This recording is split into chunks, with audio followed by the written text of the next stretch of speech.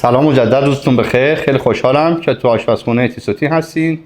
ادویه دیگه و چاشنی خوشمزه دیگه که حالا به نوعی کیجن، کاخون، کیخون و اسامی مختلفی رو تو فرهنگ ایرانی و کشورهای مختلف داریم خدمتتون معرفی کنم.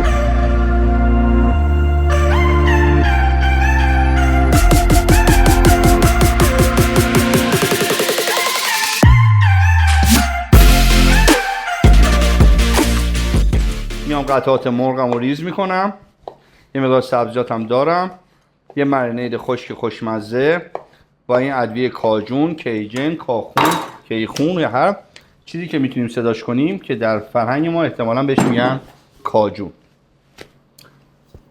وای چه رنگ و مزه‌ای.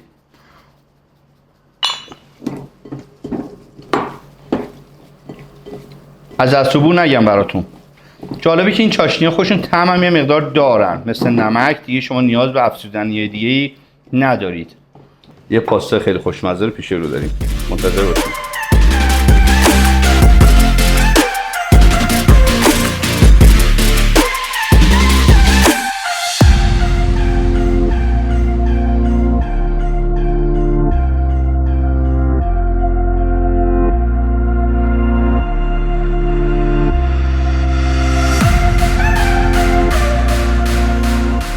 یه چاشنی خوشمزه دیگه دارم برای سسم که کاریبیان، بسیار استثنائیه.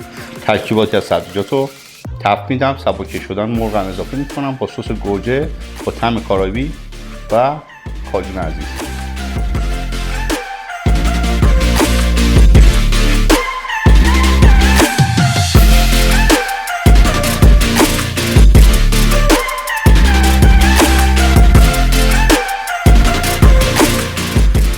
یه عطربوی بهشتی برای من که 30 سال کار آشپزی ملل میکنم تو همه جای دنیا، اینو که همه جای دنیا رو الان آوردن توی مایتابه تو آشپزخونه اتیسوتی. کامله راحت هم کردیم. خب پاستا هم توی مرحله آخری اضافه میکنم. پاستاتون هم که 15 دقیقه پختید آل دنته بوده، به دم کردن هم نمیخواد. میکس کامل، مزه عالی، نوش جونتون. اوه به به به به به به به به به.